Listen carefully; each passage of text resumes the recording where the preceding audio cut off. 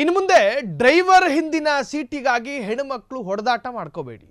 ಇನ್ನು ಮುಂದೆ ಡ್ರೈವರ್ ಹಿಂದಿನ ಸೀಟುಗಳು ಪುರುಷರಿಗಾಗಿ, ಇನ್ನು ಮುಂದೆ ಬಸ್ನಲ್ಲಿ ಪುರುಷರಿಗಾಗಿ ಮಾತ್ರ. ಕೆಎಸ್ಆರ್ಟಿಸಿ ಬಸ್ನಲ್ಲಿ ಪುರುಷರಿಗೂ ಸೀಟ್ ಮೀಸಲಾತಿ. ಕೆಎಸ್ಆರ್ಟಿಸಿ ಅಧಿಕಾರಿಗಳಿಗೆ ಪತ್ರ ಬರೆದ ಪುರುಷ ಪ್ರಯಾಣಿಕ. ಮೈಸೂರಿನ ವಿಷ್ಣುವರ್ಧನ್ ಎಂಬ ಪ್ರಯಾಣಿಕನಿಂದ ಪತ್ರ. ಶಕ್ತಿ ಯೋಜನೆಯ ಮೂಲಕ ಪುರುಷರಿಗೆ ಸೀಟ್ ಇಲ್ಲದಂತಾಗಿದೆ. ಬಸ್ನಲ್ಲಿ ಸೀಟು ಸಿಗದೆ ಪರದಾಡುವಂತೆ ಪರಿಸ್ಥಿತಿ ನಿರ್ಮಾಣವಾಗಿದೆ. ಮಹಿಳಾ ಸೀಟ್ನಲ್ಲಿ ಕೂತ್ರೆ ಪುರುಷರಿಗೆ ಎಬ್ಬಿಸುತ್ತಾರೆ. ಈಗ ಅದೇ ತರಹ ನಮಗೂ ಬಸ್ನಲ್ಲಿ ಸೀಟ್ ಮೀಸಲಾತಿ ಕೊಡಿ. ಪತ್ರಕ್ಕೆ ಸ್ಪಂದಿಸಿದ ಮೈಸೂರು ಘಟಕಗಳ ವ್ಯವಸ್ಥಾಪಕ, ತನ್ನ ಅಧೀನದಲ್ಲಿ ಬರುವ ಎಲ್ಲ ಘಟಕಗಳಿಗೂ ಸೂಚನೆಯನ್ನು ನೀಡಲಾಗಿದೆ. ಈ ಪತ್ರ ಸಾಕಷ್ಟು ಚರ್ಚೆಗೆ ಗ್ರಾಸವಾಗಿರುವಂತಹದ್ದು.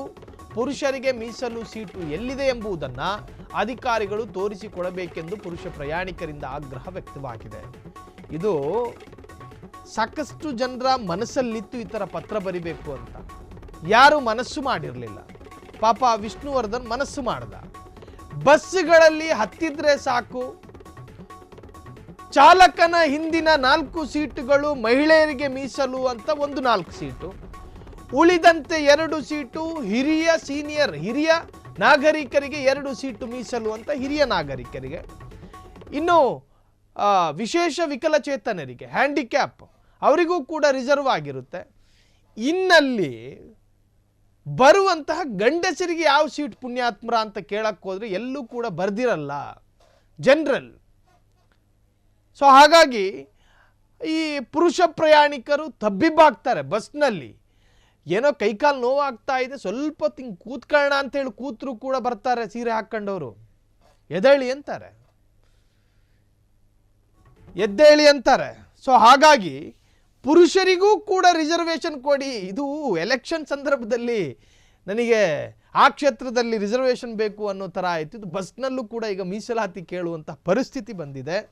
ಪುರುಷರಿಗೂ ಕೂಡ ಮೀಸಲು ಕೊಡಬೇಕು. ಇದು ಎಲ್ಲ ಡಿಪೋಗಳಿಗೆ ಅನ್ವಯ ಆಗೋದಿಲ್ಲ. ಇನ್ನು ಬೆಂಗಳೂರಲ್ಲಿ ನನಗೂ ಸೀಟ್ ಬಿಟ್ಕೊಡಿ ಅಂತ ಹಠ ಹಿಡಿಯಕ್ಕೆ ಹೋಗಬೇಡಿ. ಇದು ಮೈಸೂರಿನ ಡಿಪೋ ಒಂದರ ವ್ಯವಸ್ಥಾಪಕರಿಗೆ ಬರೆದಂತಹ ಪತ್ರ. ಆ ಪತ್ರವನ್ನು ಸ್ಕ್ರೀನ್ ಮೇಲೆ ರಿವೀಲ್ ಮಾಡ್ತಾ ಇದ್ದೀವಿ. ಆ ಪತ್ರದಲ್ಲಿ ಉಲ್ಲೇಖ ಮಾಡಲಾಗಿರುವಂತಹದ್ದು, ನಮಗೂ ಕೂಡ ಸೀಟಿನ ಅವಶ್ಯಕತೆ ಇದೆ. ಈ ಶಕ್ತಿ ಯೋಜನೆಯಿಂದಾಗಿ ಸಹಸ್ರಾರು ಮಹಿಳಾ ಪ್ರಯಾಣಿಕರು ಪ್ರಯಾಣಿಸ್ತಾರೆ. ಆ ಸಂದರ್ಭದಲ್ಲಿ ನಮಗೆ ಸೀಟ್ ಸಿಗೋದಿಲ್ಲ, ಹಾಗಾಗಿ ಸೀಟನ್ನು ರಿಸರ್ವ್ ಮಾಡಿಕೊಡಿ ಅಂತ ಹೇಳಿ ಪತ್ರವನ್ನು ಬರೆದಿದ್ರು. ಆ ವ್ಯವಸ್ಥಾಪಕ ಅದೇನು ಗಂಡು ಮಕ್ಕಳು ಪ್ರೇಮಿನೋ ಏನೋ ಗೊತ್ತಿಲ್ಲ, ಅದಕ್ಕೆ ಸ್ಪಂದನೆ ಕೊಟ್ಟಿದ್ದಾರೆ. ಈಗಾಗಲೇ ಬಸ್ಸಿನಲ್ಲಿ ಪುರುಷರಿಗೂ ಕೂಡ ವ್ಯವಸ್ಥೆ ಮಾಡುವಂಥ ಎಲ್ಲ ರೀತಿಯ ಅವಕಾಶವನ್ನು ಕೂಡ ಕಲ್ಪಿಸಿಕೊಟ್ಟಿದ್ದಾರೆ. ಒಂದು ಗೊತ್ತಿರಲಿ, ಇದು ಮೈಸೂರು ಭಾಗದ ಡಿಪೋಗೆ ಸಂಬಂಧಪಟ್ಟಂತಹ ಪತ್ರ ಮತ್ತು ಆದೇಶ.